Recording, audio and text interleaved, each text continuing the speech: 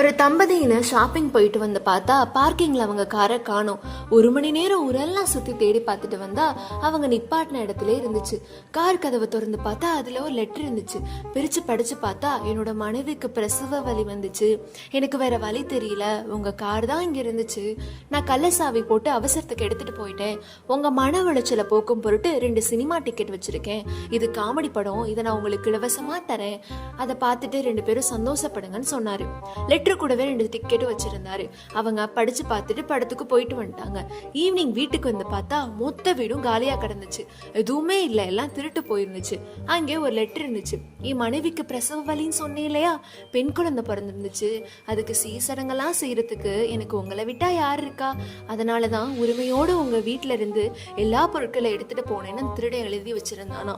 இந்த உலகத்துல உங்களுக்கு ஏதாச்சும் இலவசமா கொடுக்குறாங்கன்னா உங்க கிட்ட இருந்து ஏதோ பெருசா திருட போறாங்கன்னு அர்த்தம்.